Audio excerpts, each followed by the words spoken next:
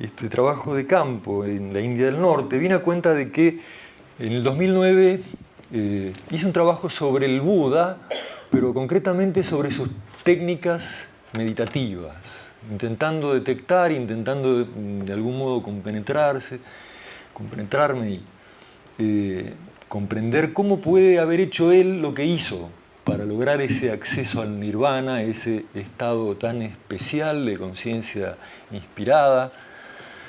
Bueno, porque ya de entrada nomás así uno ve que a partir de ese momento pasaron muchas cosas, digamos, ¿no?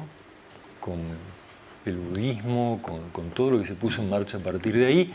Entonces, evidentemente, había una experiencia muy fuerte.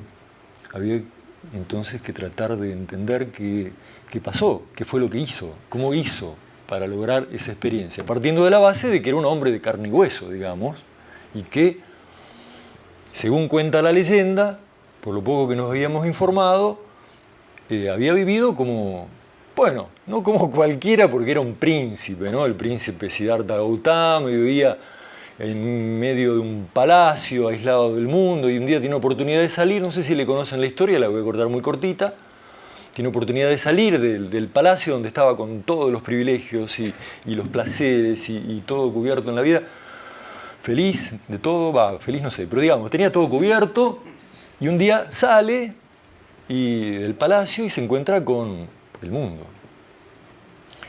Y bueno, y se encuentra con un montón de cosas que lo choquean muy fuerte. Un enfermo, un anciano, un cadáver. Y ahí entonces se descubre eso, la finitud de la vida, la enfermedad, la vejez. Y después de todo eso queda completamente choqueado y se encuentra con un yogi meditando. Y dice, evidentemente le pasó algo fuerte porque volvió al palacio y dijo, señores, me voy. Dejó todo, familia, palacio, placeres, todo, agarró un trapito y se fue. Y se fue al bosque. Anduvo buscando maestros y no le satisfizo lo que le enseñaron, digamos que asimiló todo lo que tenía en la época, en ese momento, en esa zona, las vías que había en práctica del yoga, de la zeta, del filósofo, probó todo. Y dijo, no me alcanza. Bueno, es más larga la historia, no lo voy a aburrir con esa parte, pero digamos, en definitiva, se sienta abajo de un árbol y llega a un estado muy especial de iluminación que el mismo y el budismo define como el acceso al nirvana, ¿no? Entonces, bueno, en ese trabajo tratamos de entrar en el aspecto de la técnica que podría haber usado, gracias a la bibliografía con que contábamos, los discursos medios del Buda, algunos libros de meditación budista y demás, pero quedó como planteada la posibilidad de conocer un poco en el lugar cómo puede haber sido todo eso.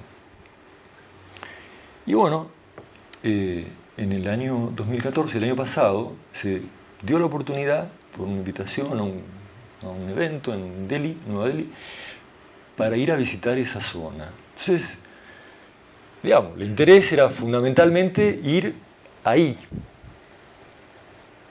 al árbol. Ahora lo vamos a ver al árbol. Bueno, no es el mismo exactamente, pero parecido. Es un heredero del árbol, porque hace 2500 años, ¿no?, el asunto. Entonces, ir a ese árbol y ir al lugar donde puso en marcha su enseñanza. O sea, decidió, a pesar de las maras que lo tentaban a decir, pero no, estás tan bien ahí en el nirvana, ¿qué te vas a andar preocupando de más cosas? Quédate, y este no. Con un arranque de compasión, dice, no, yo todo esto que he aprendido lo quiero compartir para beneficio de todos los seres vivientes. Así de corto. Entonces, decide compartir su experiencia y se va a otro lugar que después lo vamos a ver, en las cercanías de Benarés, a poner en marcha la rueda de la enseñanza. Muy interesante el tipo. Entonces nos interesaban esos dos lugares fundamentalmente, conocer. Y en medio de todo eso, bueno, por un lado, lo que conocimos superó completamente toda expectativa, digamos. Y por otro lado, apareció un tercer lugar del que habíamos oído hablar alguna cosa, que era la Universidad Monasterio de Nalanda. Entonces empezamos a preguntar, ¿esto de la Universidad Monasterio de Nalanda existe o no existe? Claro, ¿cómo no va a existir? Están las ruinas, esto, aquello, tenés que hacer así, tomarte un auto por acá, ir 70 kilómetros. Digamos, uno de acá creía que era una leyenda, no sé, pero allá lo conocían todo el mundo y bueno, entonces nos indicaron cómo hacer y llegamos. Y eso fue también un impacto muy grande, muy fuerte, conocer eso, interiorizarse uno de cómo había sido la cosa, cómo es que había funcionado esa universidad monasterio. Entonces, este trabajo trata de rescatar mínimamente, mostrando un poco las fotos y los comentarios que intentaré sintetizar porque ya, digamos, se me fueron como 15 minutos y todavía no empecé.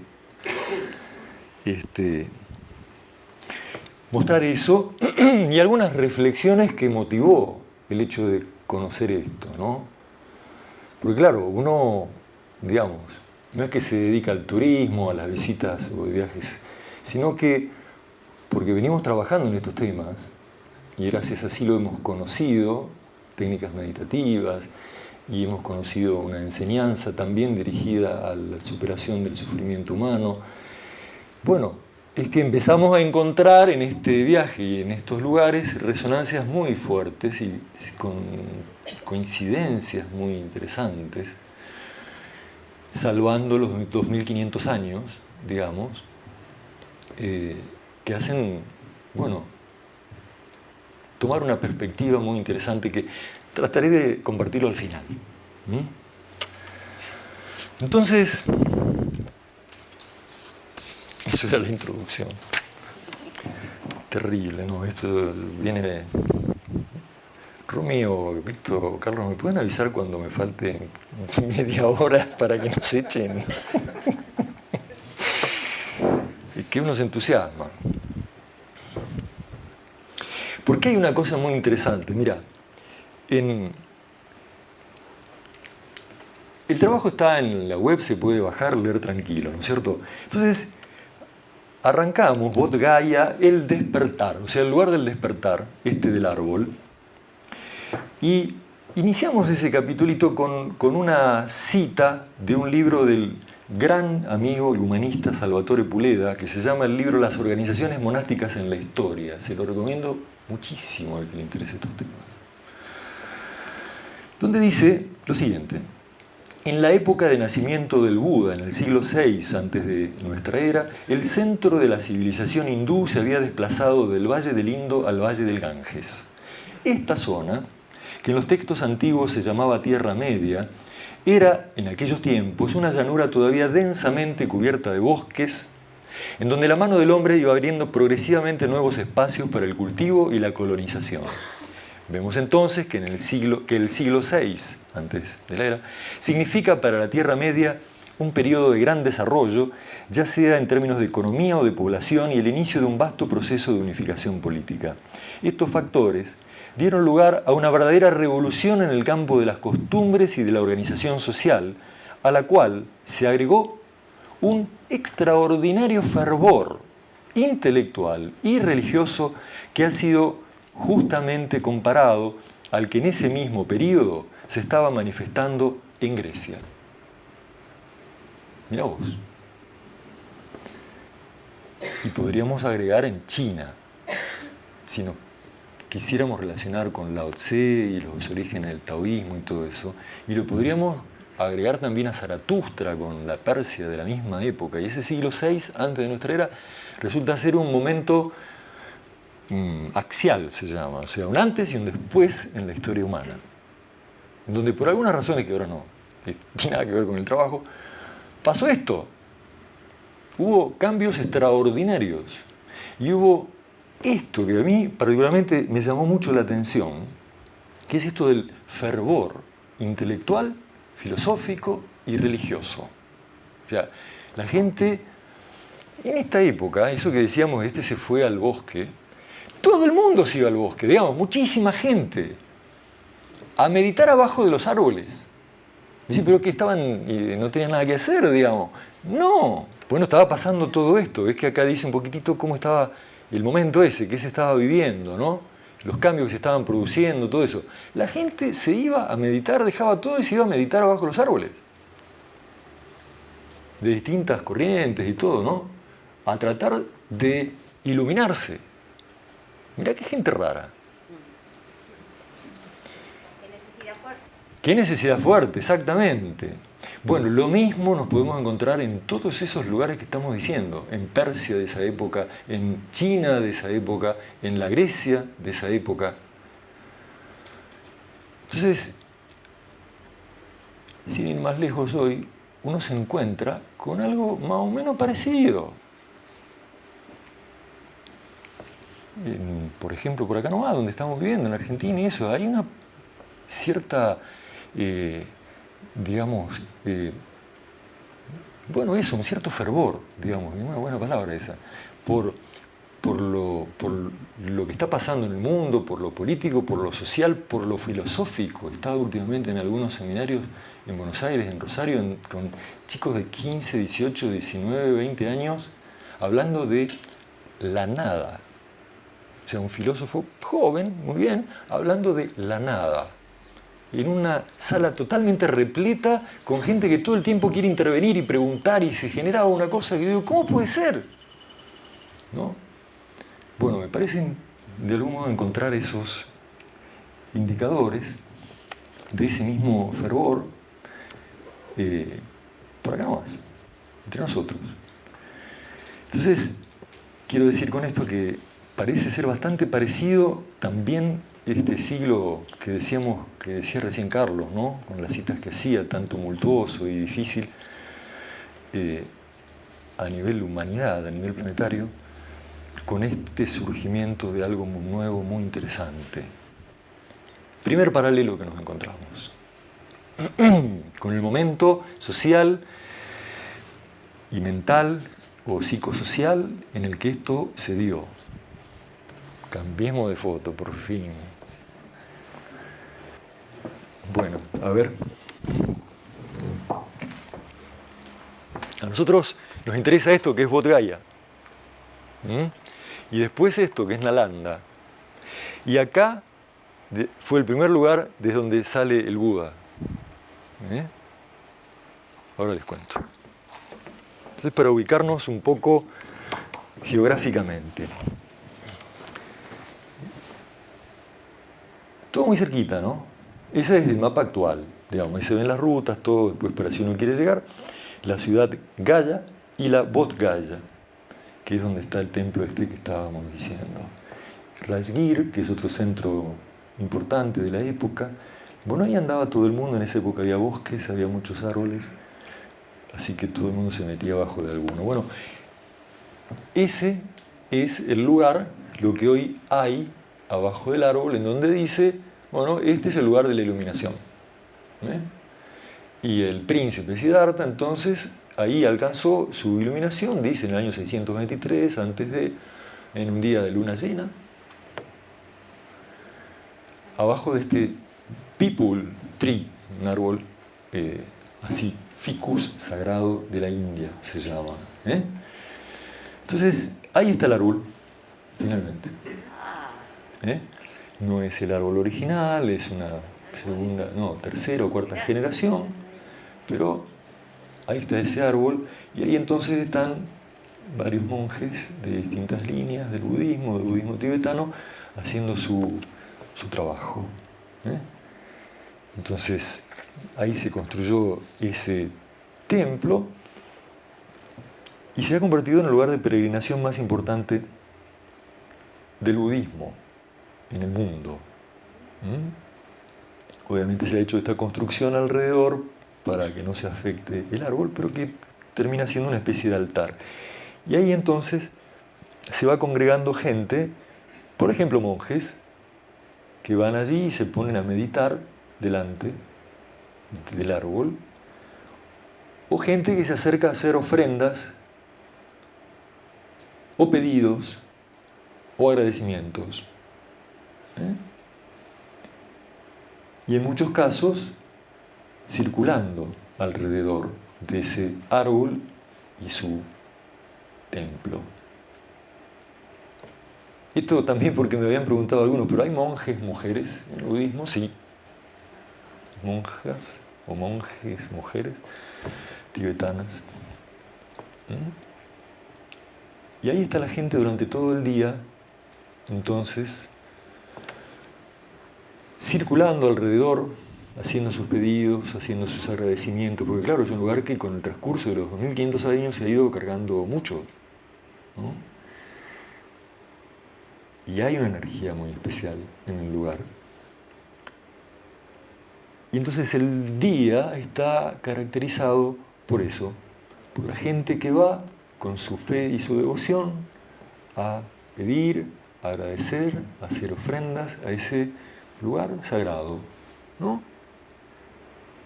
Y cuando va cayendo la tarde, entonces, como caen cosas afuera, cuando va atardeciendo, la gente se va yendo, digamos, la gente, como decir, los creyentes, así simplemente, ¿no? Gente civil que se va yendo y se van quedando solamente los monjes. Y se van ubicando, como vemos acá, alrededor de toda esta construcción que veíamos al comienzo. Es un parque bastante amplio, ¿no? Este monasterio. Y bueno, y no viven allí monjes, es solo lugar de culto y de meditación. Y ellos se van ubicando en distintos lugares, ¿no? Van tomando todos estos lugares para ubicarse, y algunos se quedan a pasar la noche en estas especies de carpitas, de protectores para los insectos, los mosquitos y todo eso, ¿no? Entonces pueden algunos con esta protección, otros no, quedarse meditando durante toda la noche allí, e incluso algunos durante días.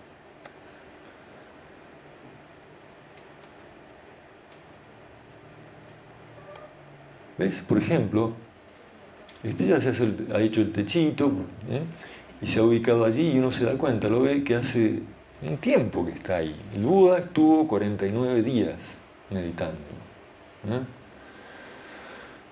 desde que se puso y se iluminó, y después empezó a traducir esa experiencia de una manera que pudiera ser, decidió compartirla y empezó a traducirla en las 4 nobles verdades, en el óctuple sendero, en todos los fundamentos de su enseñanza, toda esa parte también de la traducción de esa experiencia tan extraordinaria que tuvo en un lenguaje y con un propósito muy específico, formó parte de esos 49 días de meditación abajo del arbolito. Y ahí, en este territorio, va diciendo, tantos días estuvo acá, tantos días acá, digamos, en distintos lugares donde estuvo.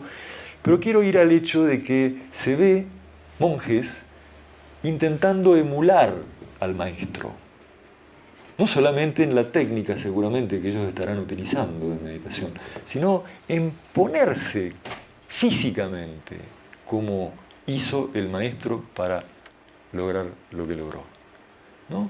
En el lugar, en el tiempo, en el modo, en la postura, en todo, ¿no? Como esa sensación me dio, emulando al maestro. Es una cosa muy, muy interesante, muy particular de ese lugar, y que hace que haya un clima muy especial, muy diferente a otros casos. Bueno, ya después veremos alguno, en donde es todo muy, muy calmo, ¿no? Muy tranquilo, muy calmo, muy mental. La gente está ahí haciendo su cosita, meditando, y te da ganas, digamos, te contagia, ¿no? O sea, entonces hay uno enseguida quiere sentarse y ponerse también, y es como más fácil, porque conectarse, entrar, ¿no? Porque todo ayuda. El lugar, la atmósfera, la gente que lo está haciendo, ese sentir cómo están, ¿no?, en su intento, todos estos que han llegado, andás a ver, del Tíbet, de Sri Lanka, de Birmania, de cualquier lado, ¿no?, inclusive no solamente del Asia, estos monjes. El año 2008 se hizo acá una ceremonia de iniciación de Kalachakra, donde fueron 200.000 monjes. Algunos viajaron meses a pie desde el Tíbet, de distintos lugares, para esa ceremonia de iniciación y para, digo, esto de la devoción, la carga puesta en un propósito, ¿no?, del que viene y quiere conectarse. Entonces, todo eso se siente, se percibe en ese lugar y uno dice, pucha, qué interesante, ¿no?, esta gente. Yo lo puse un poco en este párrafo, digo, así puede percibirse con certeza interior la carga energética del lugar y la fuerza del mito, ambos indeleblemente asociados en la conciencia colectiva a una experiencia de iluminación de gran potencia inspiradora, cuyas consecuencias, se reconoce, van siendo por milenios de indudable beneficio para multitud de seres. Es como la síntesis que me quedó de estar en ese lugar unos 3 días y sentir toda esa atmósfera y ver a esta gente y ponerse uno tratando como de sintonizarse con lo que sucedía en ese lugar y con lo que estaba internamente, bueno, todos los que estaban por ahí, ¿no? Bien, entramos en la segunda parte. Este es el templo de Sarnath en las afueras de Benares, o también llamada Varanasi, como corta Varanasi en inglés, Benares en español, donde el Buda hizo entonces su primera reunión de comunidad. O sea, ahí dio el primer sutra, el primer discurso. Ahí está el nombre, ¿no? Dhammacakkappavattana Sutta. Se llama el discurso de la puesta en marcha de la rueda de la ley o rueda de la enseñanza. Y se lo dio a estos primeros 5 discípulos que quisieron saber de qué se trataba. Y entonces este lugar recuerda esa situación, también con un árbol ficus sagrado, parece que era el preferido en la época para sentarse a meditar. Y bueno, y ahí se hizo esta escenografía en donde está el Buda con los 5 discípulos, está el árbol, está el texto del discurso en inglés y en hindi, en el parque de los ciervos de Isipatana. Ahí fue este asunto. Y esta estupa es exactamente el lugar en donde fue eso, en realidad. Lo otro es una escenografía que está muy cerca y este otro es el lugar verdadero. Y bueno, y ahí explica la historia de la estupa. Y ahí está el mapita. Ahí se ve ese logo rojo de arriba, Sarnath, ese es el lugar exacto. Y ahí está Varanasi o Benares, a orillas del Ganges. Y ahí, en eso de que esto es el Ganges y esto es Benares, viene uno de los impactos más fuertes de este viaje, ¿no? Ese es el Ganges. En realidad, o sea, toda esta ciudad de Benares está a la vera del río que nace en los Himalayas y termina en el Golfo de Bengala. Y esta ciudad está más o menos a mitad de camino. Y ellos, en realidad los hindúes, no le llaman Ganges, sino Ganga, la diosa Ganga, la diosa líquida. Y dicen, el río es la diosa líquida. Una diosa líquida, en todos los atributos de una diosa. Entonces, todos los días, al amanecer, buena parte de la población, que son un par de millones, son 100, poco más de 100 muelles que hay, va a los muelles a sumergirse en la diosa para renovar su vida, para recibir sus beneficios y comenzar el día míramelos. Los lujos que se dan. Por ejemplo, entonces aparecen estos Johnny Lingams, que son representaciones del Shiva, que construye y destruye universos todo el tiempo, ¿no? Del hinduismo. Acá estamos en el hinduismo, no estamos ya en el budismo, pero quiero un poco contarles de la atmósfera espiritual que se vive en ese lugar, que es una cosa muy extraordinaria. Entonces están allí ellas haciendo sus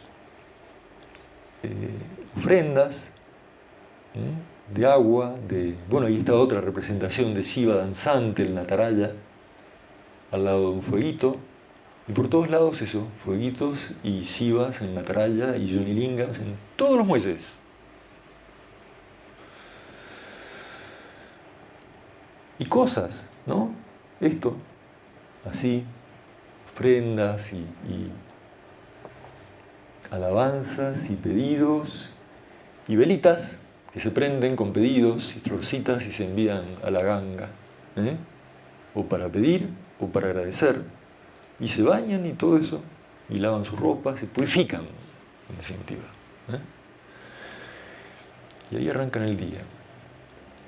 Bueno, eso es todavía hoy, y con muchísima intensidad, y en una condición que fue lo que más me impactó, en la que es increíble que vivan en esa situación estos millones de habitantes, porque, digamos, seguramente que hay gente que debe vivir bien por ahí, pero no se ve, o sea, se ve, es terrible, la condición humana, social, sanitaria, en la que se está, la contaminación, es totalmente imposible respirar, hay que andar con barbijo todo el tiempo, uno anda por la calle y son millones de autos, motos con techo, motos sin techo, bicicletas con techo, sin techo, vacas, monos, personas, gallinas, perros, de todo. Todo está en una cosa que es como una gran correntada que uno se da cuenta porque de un lado hay construcciones y del otro también, que eso debe ser una calle,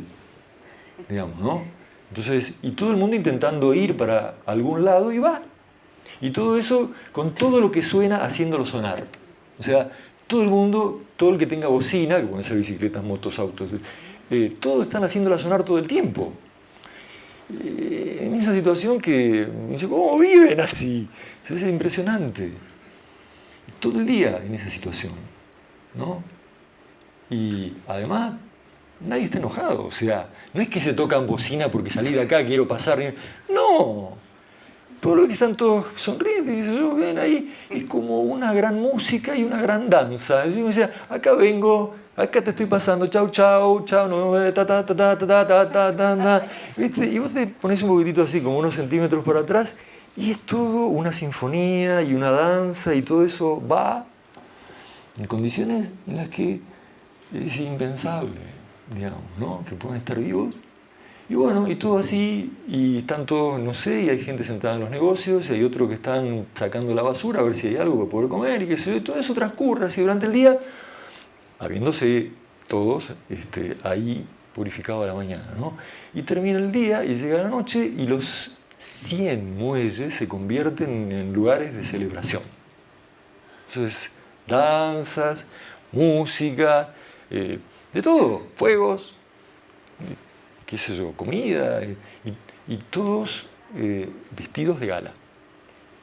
Entonces el amigo que me acompañaba, es absolutamente imposible ir sin alguien que te acompañe, no entrar a la ciudad, digamos, directamente, me dice, ¿tú me crees si te digo que esto pasa todos los días? No. Esto pasa todos los días. En todos los meses, sí. Bueno, les digo, si tienen oportunidad, o sea, yo creo que la experiencia de la India es una experiencia que hay que tener, que toda la persona que vive en el planeta en el que vivimos tiene que tener esa experiencia, porque te quema todo lo fusible, digamos, ¿no? Y nada, entonces pude de algún modo intuir que este es un vórtice, digamos, un centro de un ciclón espiritual que de algún modo evidentemente sigue vivo en tanta cantidad de siglos y milenios, y creer o intuir que de alguna manera no es casualidad que el Buda haya, digamos, lanzado su enseñanza en el centro de ese ciclón, ¿no? En su momento.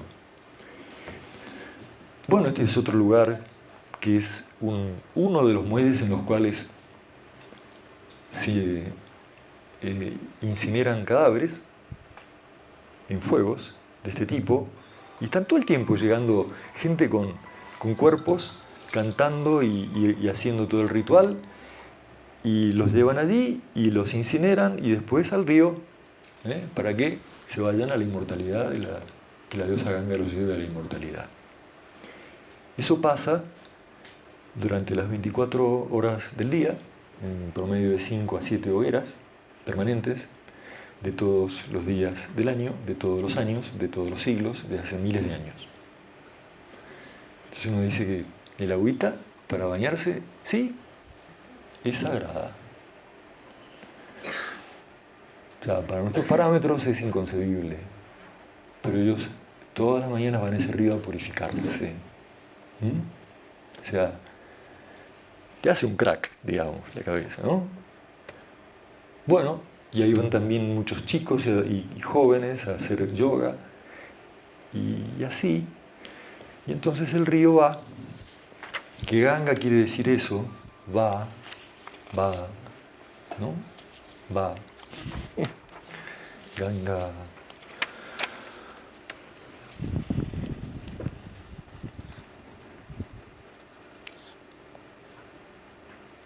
Entonces Benares se encuentra en mitad del camino serpenteado pero inexorable que Ganga inicia en las cumbres del Himalaya occidental y va, que es el significado de Ganga, hasta desembocar en el océano Índico.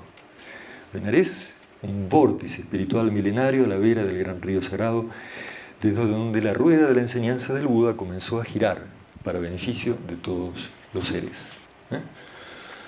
Bueno, y así. Esa es la segunda. Benares.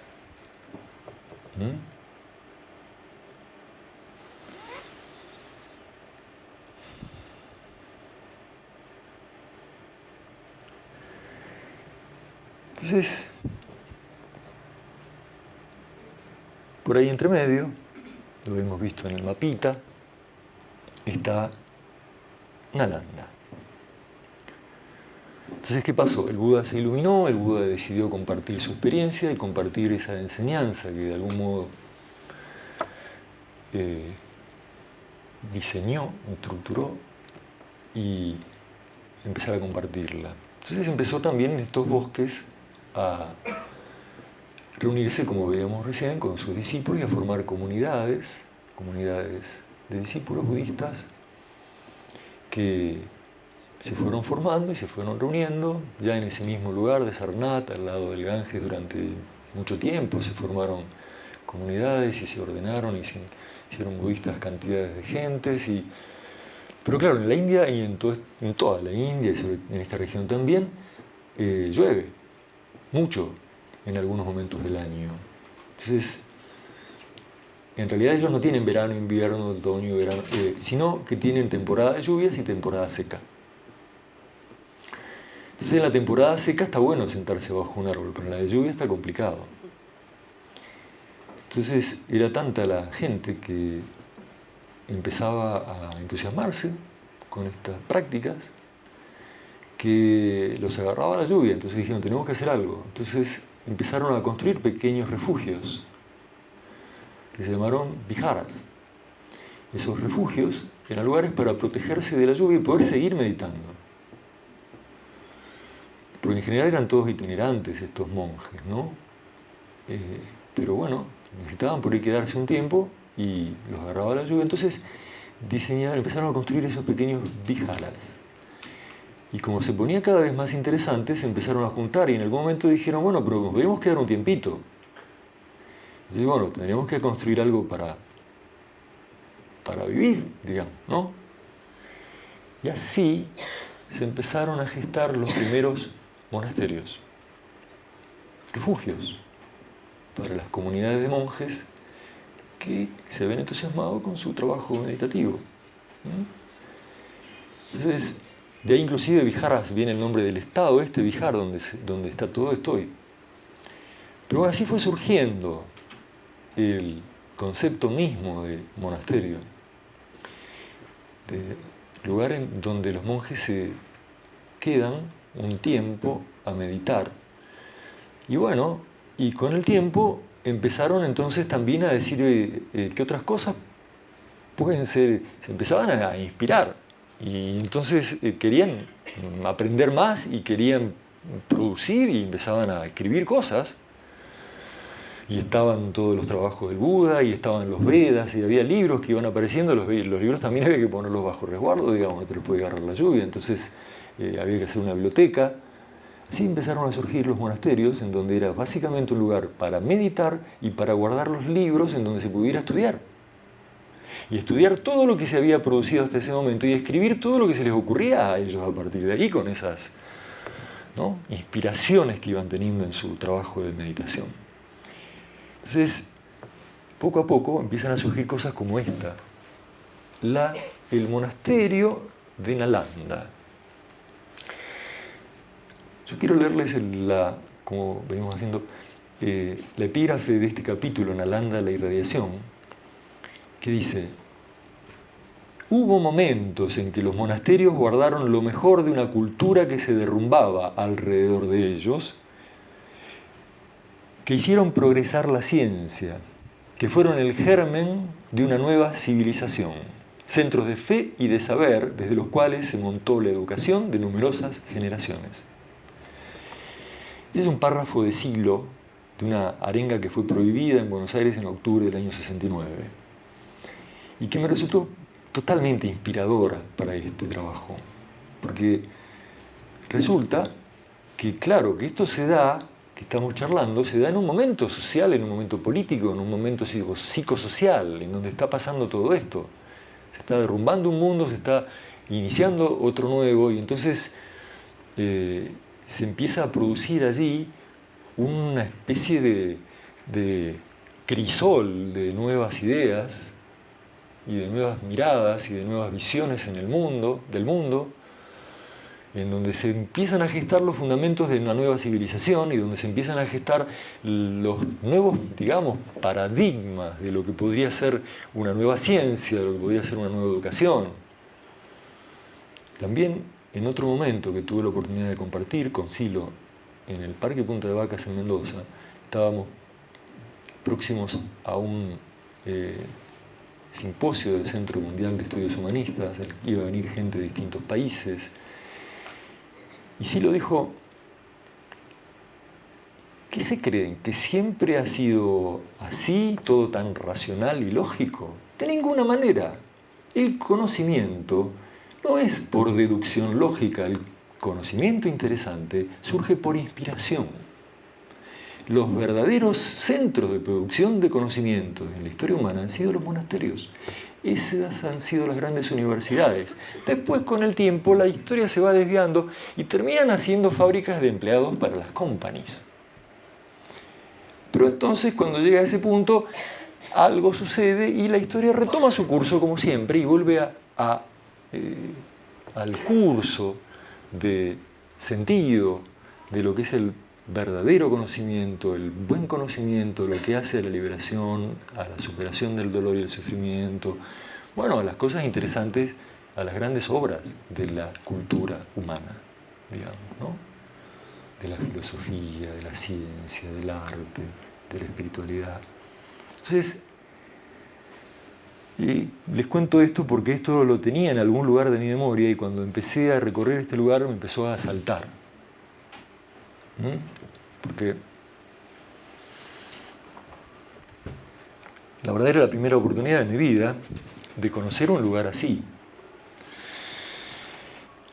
de conocer un monasterio que había sido todo eso. Las ruinas, ¿no? Las ruinas, esto es la entrada, un sitio custodiado por el Archaeological Survey, o sea, el departamento arqueológico de la India, muy bien custodiado, todo muy lindo, muy tranquilo, muy limpito. Y ese cartel que dice lo siguiente: la historia de Nalanda se inicia en los días de Mahavira y Buda durante el siglo VI antes de nuestra era. Fue el lugar de nacimiento y entrada al nirvana de Sariputra, uno de los famosos discípulos del Buda. El lugar se hizo prominente en el siglo V de nuestra era como un gran monasterio y centro educativo para el arte oriental y el aprendizaje en todo el mundo budista, atrayendo estudiantes desde países distantes, incluso la China.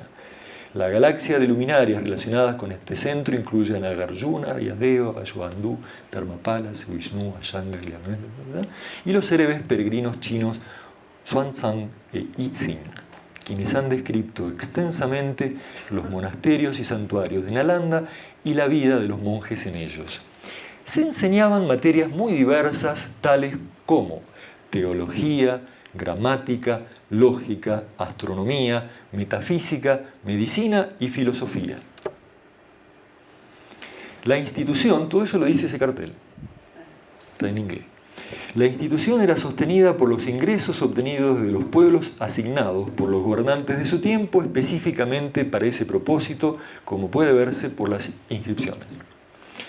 Nalanda Mahavihara, considerada una de las más grandes universidades del mundo antiguo, fue fundada por Kumaragupta, que vivió, mejor dicho, del 413 al 455 después de nuestra era, de la gran dinastía Gupta. Bueno, y dice algunas cosas más, pero para no hacerlo tan largo, más o menos eso nos encuadra. ¿De qué se trataba, cuándo era la cosa y qué pasaba ahí? ¿No?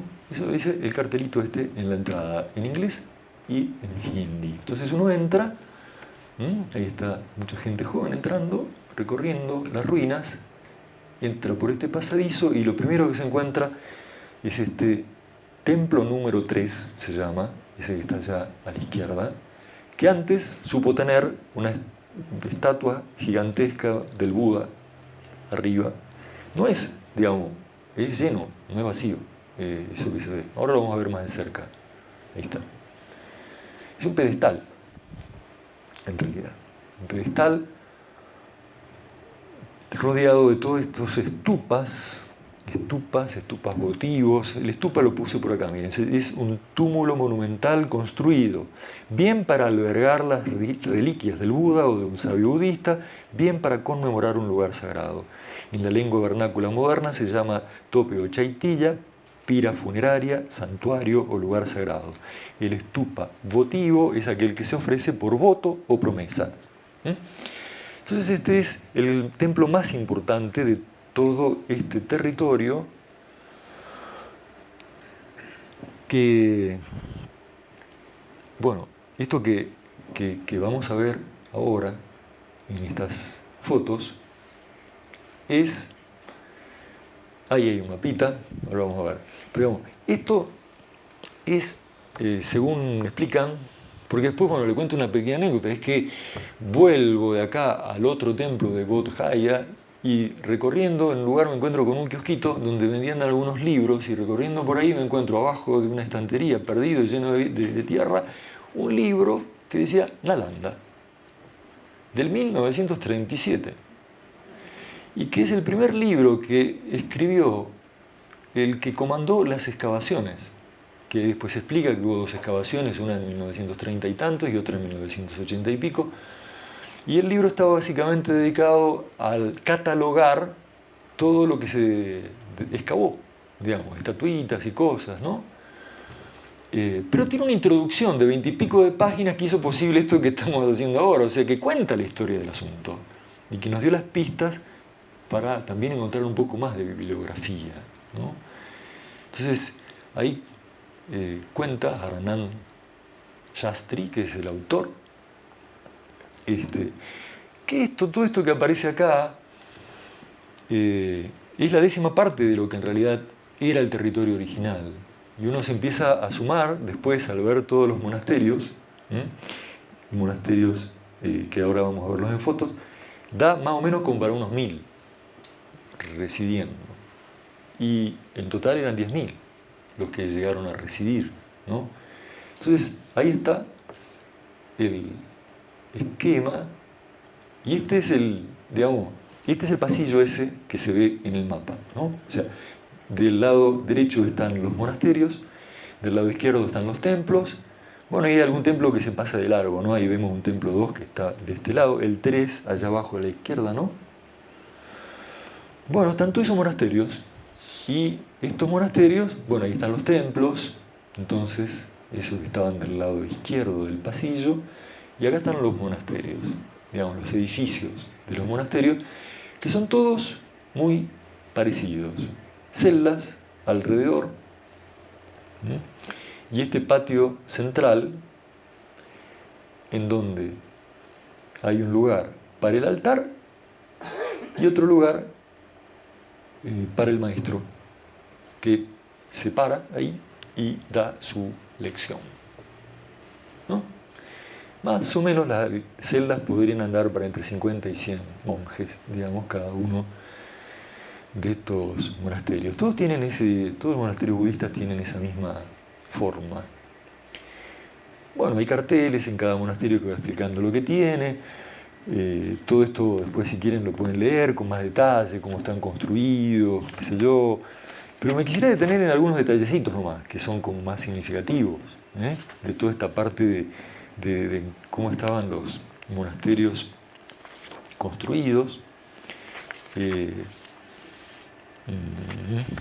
Que dice, por ejemplo, en algunos edificios monásticos más grandes, bueno, este fue el amigo que me acompañó, que me está llevando por ahí a recorrer. En algunos edificios monásticos más grandes y complejos pueden encontrarse varias hileras de celdas en un mismo lado, con diferentes características constructivas según la función a la que estaban destinadas. En algunas de ellas, por ejemplo, no se han encontrado puertas, por lo que se cree han estado destinadas a meditaciones de largo tiempo, en las que el monje era introducido por arriba y quedaba completamente aislado del mundo por el tiempo previsto, asemejando las condiciones de una cueva en la montaña, que fueron los primeros lugares en donde se zambullían, ¿no?, a meditar, y lo cerraban y se iban. Entonces, asemejando las condiciones de una cueva en la montaña a modo de cámara de supresión sensorial natural. Y es el caso del monasterio número 4, que recién habíamos visto el cartelito, el monasterio número 4, y el llamado anexo número 5, temprano, ¿no? Entonces, ahí se ve una de esas que, digamos, tapiada, centrada por arriba. Entonces, este escritor, antropólogo, Hiranand Sastry, en el libro Nalanda y su material epigráfico, que es el libro que les contaba, dice lo siguiente: las celdas que estaban destinadas solamente para la meditación, o samadhi, no tenían ninguna ventana, pues los monjes debían quedar completamente libres del alboroto del mundo. Otras, que estaban destinadas a propósitos residenciales, debían tener ventilación de algún tipo. Las cámaras con asientos o camas amplios, largos y bien alisados que ahora vemos deben haber estado acondicionadas con algunas ventanas o ventilaciones. En las celdas pensadas solo para meditación, aún la puerta que usualmente se abría hacia la veranda interna tenía que ser clausurada para lograr el Chitta Vritti Nirodha, o completa concentración de la mente. Las celdas que han sido descubiertas, por ejemplo, en las cercanías de Kasia, donde el Buda alcanzó el Mahaparinirvana, son muy profundas y las paredes son suficientemente altas.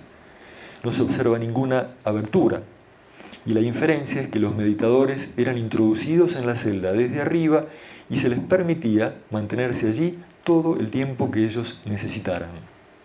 Así es la práctica en el Tíbet aún en nuestros días.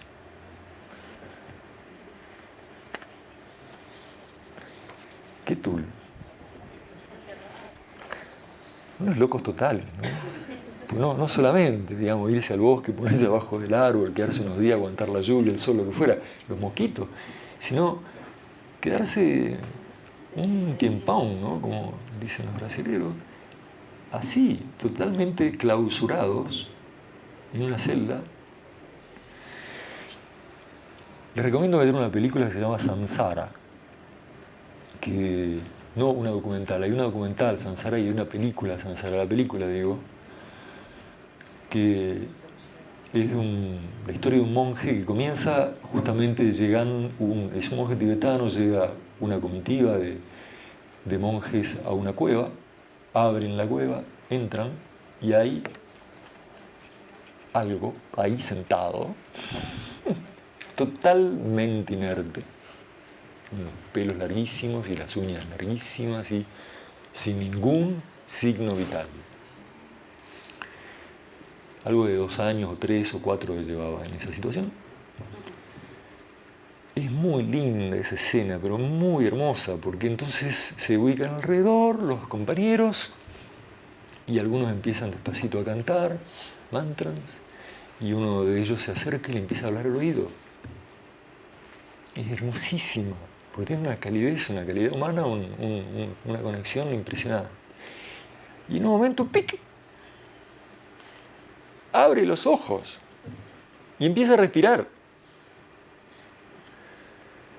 Y entonces despacito le van cortando las uñas, le van cortando los pelos, y hasta que de a poco lo ayudan y se para y se van. Extraordinario. Bueno, después el argumento de la película pasan un montón de cosas, pero esa escena es extraordinaria. Y es así. Digo las cosas que hace el ser humano, ¿no? Para inspirarse, para meditar, para conectarse. No creo que ya hoy haya que hacer esas cosas. En el Tíbet son muy locos, verdaderamente, y deben vivir aislados del mundo y deben seguir haciendo eso, no sé por qué. Pero qué fuerza de propósito, digamos, ¿no? Y bueno, entonces, de un lado del otro hay unos libros muy interesantes de una investigadora francesa, que también Alexandra David-Néel, que ha escrito Estado vivido, monasterios en el Tíbet, y ha escrito cosas extraordinarias como Magos y místicos del Tíbet, donde cuenta muchísimo de todo esto, testimonio propio. Bueno, todo esto quiero decir, por distintas fuentes se puede comprobar. Entonces esto que acá dice no suena raro. Sí, es muy posible que así fuera. Entonces, fíjate todo lo que pasaba en este monasterio, universidad, ¿no? Y me parece que lo más interesante de todo, para completar esta parte de Nalanda, es el testimonio de estos chinos que fueron para allá,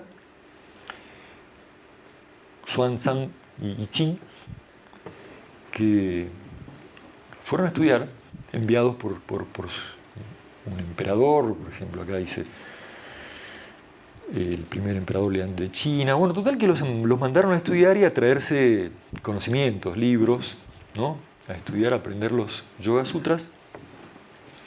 Entonces, bueno, esto fue después, conseguí en una librería de Pekín un libro donde un tal Zhang Zheng cuenta la historia de Xuanzang, que fue uno de estos monjes, ¿no?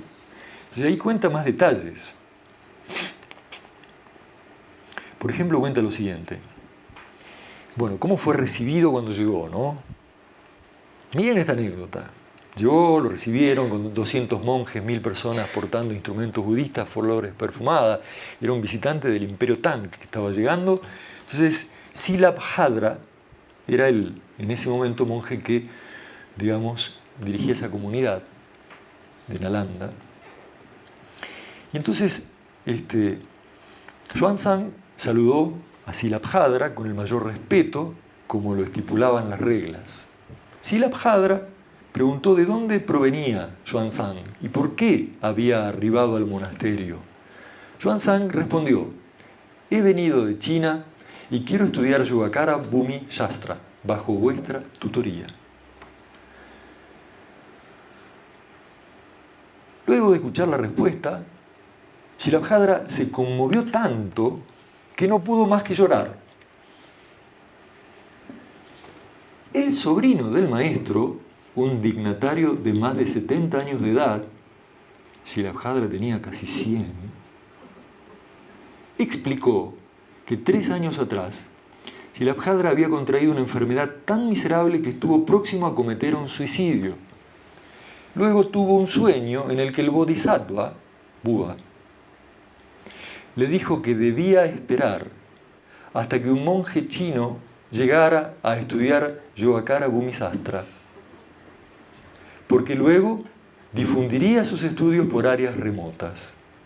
Shilabhadra esperó al monje chino a pesar de los dolores.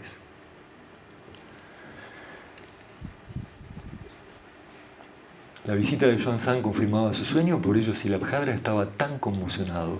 Todos estuvieron convencidos que el Bodhisattva había arreglado la llegada de Xuanzang.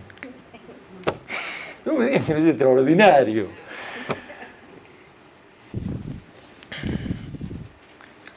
Bueno, respecto de las características del monasterio que más impactaron al viajero, Chan Zeng nos revela: Nalanda Vihara poseía una extraordinaria colección de libros, alcanzando los 9 millones de ejemplares en su momento cumbre.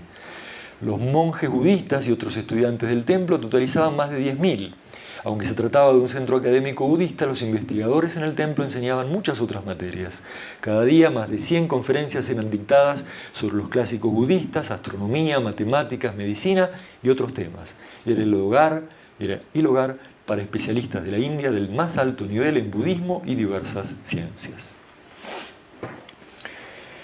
Pero nada mejor que escuchar al mismo Xuanzang explicar con su relato de viaje, digamos, ¿no?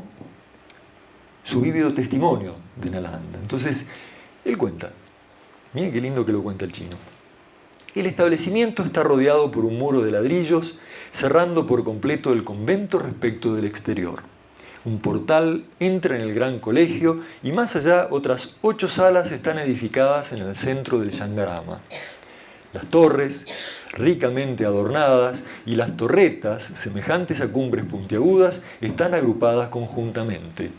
Los observatorios parecen perderse en la niebla de la mañana y las habitaciones más altas de la torre por sobre las nubes. Desde las ventanas se puede ver cómo los vientos y las nubes producen nuevas formas. Y sobre los aleros elevados puede observarse la conjunción del sol y la luna. También puede verse cómo los profundos y traslúcidos estanques sostienen sobre su superficie el loto azul, entremezclados con flores de canaca de color rojo profundo.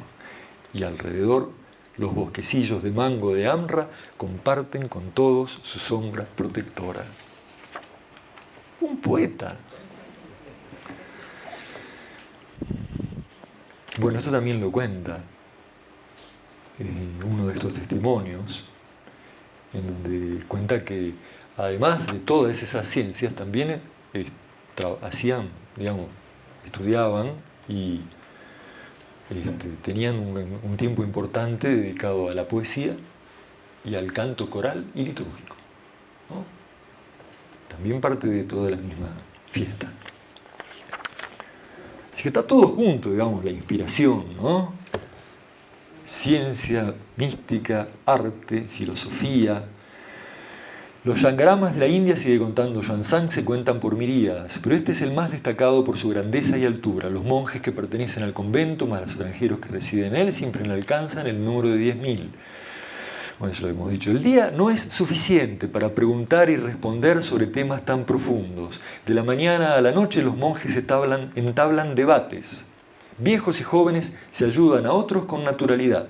Los hombres cultos de diferentes ciudades que desean adquirir rápidamente su renombre en el debate vienen aquí en multitud para evacuar dudas y luego las oleadas de su sabiduría se expanden a los 4 vientos. ¡Ja! Qué lindo, ¿no?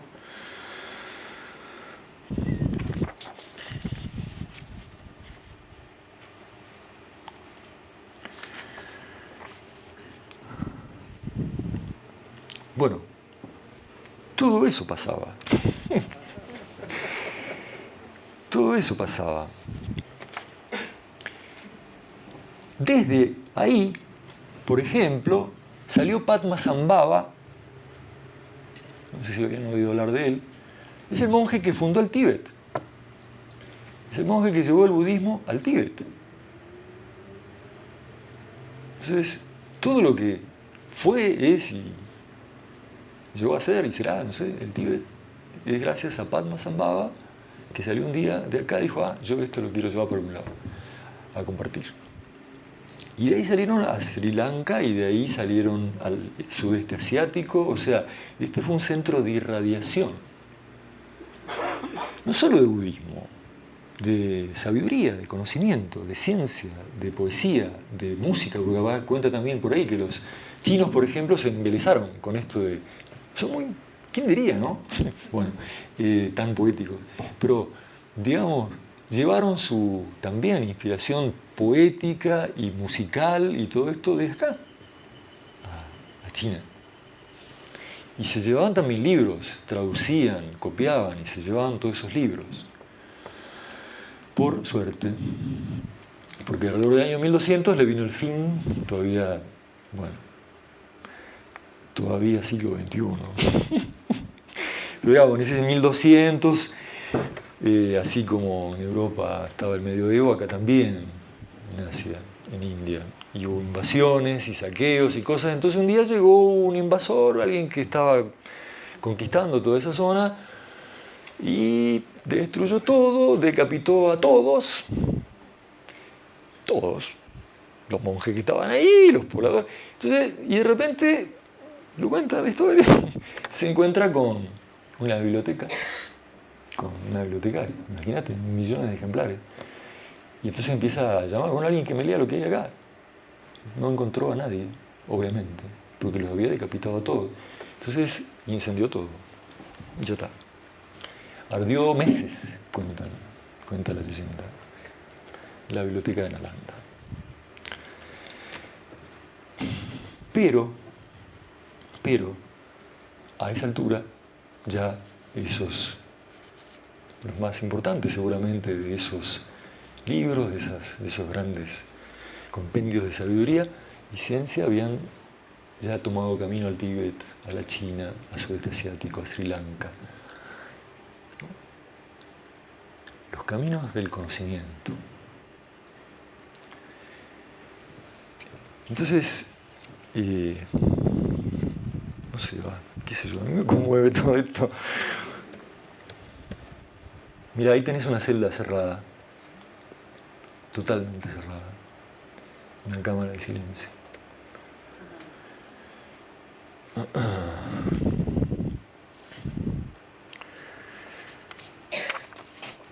Entonces,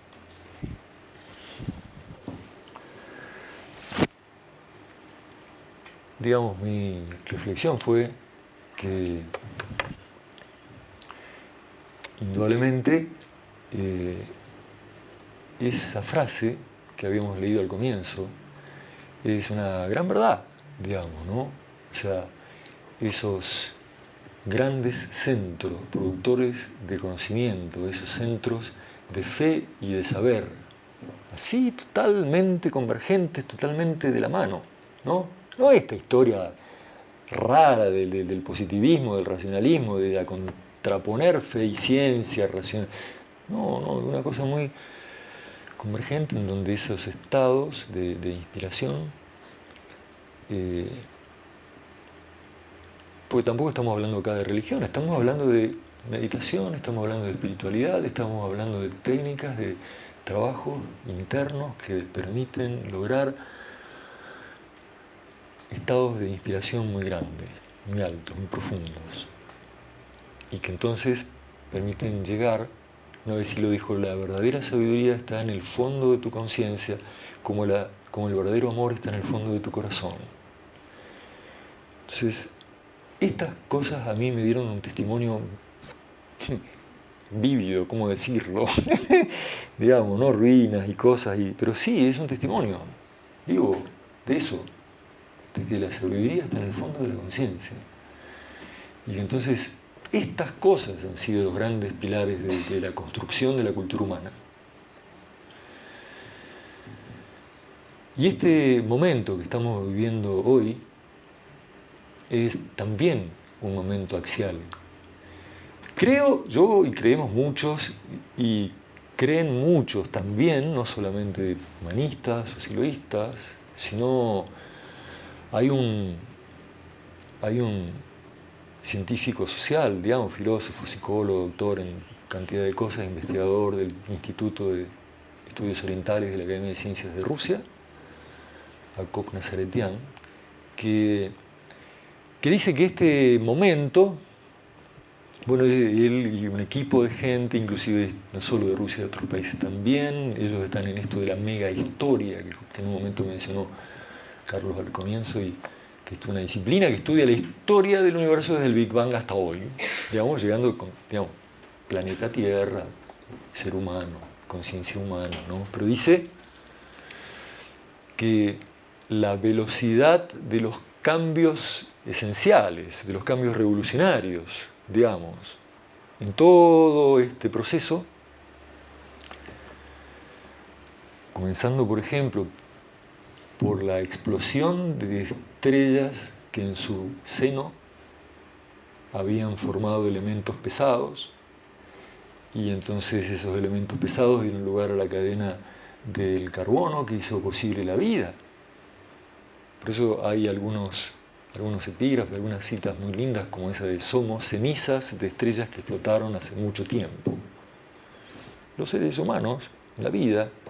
Entonces, imagínate vos, de ahí surge la posibilidad de la vida en el universo, de esas estrellas que explotaron con elementos pesados en su seno. Después, bueno, así siguiendo, ¿no? La vida en la Tierra, las distintas crisis, posibilidades, momentos en que podría haber desaparecido esta vida y siguió.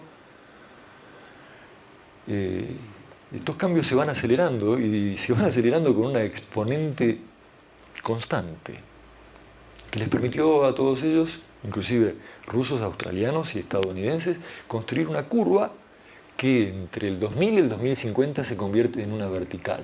Y así se llama, vertical Snooks-Panov, que indica que esa aceleración de los cambios esenciales de la evolución tiende a infinito en un tiempo cero. Es una, llaman ellos, singularidad de la evolución. ¿Qué pasa? ¿Qué pasa? Digamos, ¿cómo? Digamos, ¿no? Bueno, una de las hipótesis que ellos sostienen es que el salto de magnitud es equiparable a la aparición de la vida en el planeta Tierra. Entonces está por suceder, está sucediendo algo de esa magnitud, de lo cual somos partícipes y testigos. Entonces, ellos, y puedo decir igual que yo, que nosotros creemos, por razones que explican muy bien, muy fundamentadamente, que esto será posible en tanto el ser humano, la cultura humana, se las arregle para descartar y eliminar toda forma de violencia de la vida individual y social. De lo contrario, la especie desaparece. Porque lo que hasta hoy se acumuló, hoy hay a nivel no solo de arsenal nuclear, de arsenales químicos, de posibilidades nanotecnológicas, mal usadas, pueden llevar a la desaparición de toda vida en la Tierra, sencillamente. Entonces, ese es el momento en el que nos encontramos. Así como ellos explican muy bien, a mí me ha permitido comprender eso, que en esa era axial de... Esa es una explicación que dan los rusos. ¿Por qué en el siglo VI a.D. aparecieron Pitágoras, después Sócrates, Platón, Aristóteles, Buda, Lao Tse, Zaratustra, todos estos? ¿Por qué? Dicen ellos, porque en ese momento había aparecido, hacía no mucho tiempo, el armamento de hierro, un armamento muy sanguinario, muy efectivo y muy liviano. Entonces, lo que hasta ese momento eran ejércitos de mercenarios muy capacitados y muy fuertes para manejar armas de bronce, ahora se pudo ampliar, multiplicar por miles la cantidad de soldados que podían usar las armas de hierro y matar a cualquiera en cualquier momento. Entonces, si no hubiera hecho algo la conciencia humana para aumentar su autoconciencia, su nivel ético, moral, su sensibilidad para con otro ser humano, desaparecía todo. Nos matábamos o se mataban o nos mataban todos. Bueno, esas cosas van explicando estos científicos y a uno le permiten entender algunas cosas. Quiero decir, con todo este rollo, que creo que tenemos una cosa que hacer, digamos, que creo en esto entonces entender la función de estos momentos tan especiales para el ser humano, para la historia humana, estos momentos de cambios tan decisivos, tan críticos, tan cruciales, y estos recursos a los que recurre la conciencia humana para poder dar ese salto evolutivo. Creo, personalmente lo digo como testimonio, que Silo ha hecho un gran aporte en ese exactamente sentido, justamente al proponer la eliminación de la violencia, la utilización de la no violencia activa como una forma de relación de seres humanos entre unos y otros a nivel individual, a nivel social, interpersonal e inclusive de relaciones internacionales y de todo tipo. Y también al proveer algunas, o proponer al menos, algunas herramientas meditativas y de trabajo, digamos, espiritual, de acceso a experiencias de inspiración profunda que pueda ser aplicable o utilizable por cualquier ser humano independientemente de qué fe o creencia tuviera, ¿no? Cosa que también creo hoy fundamental, dada esta condición. Mientras siga habiendo confrontaciones, ¿no?, entre musulmanes y cristianos y no sé, y ateos y no sé qué, y budistas y no budistas y todo aquello, está difícil. Entonces, me pareció ver que realmente el sentido de nuestros parques de estudio y reflexión como una especie de monasterio del siglo XXI, pero digamos, sin celdas cerradas, ni, no sé, tanto despliegue, ¿no? Pero por lo menos como lugares en donde uno puede ponerse a meditar, puede protegerse de la lluvia o del sol, si hay, para que no lo moleste, y puede juntarse con otros que están en el mismo interés, en la misma búsqueda. Bueno, ahí están, puede servir. Entonces, por eso quise poner en agradecimiento a todo esto la foto del Parque Punta de Vacas, donde justamente, bueno, Silo comenzó con su enseñanza el 4 de mayo de 1969 y hoy se ha convertido ya en un parque de estudio y reflexión que creo que apunta a universidad rápidamente, pero no quiero tampoco con los compañeros de la Universidad del Comahue, digamos, plantear ninguna competencia.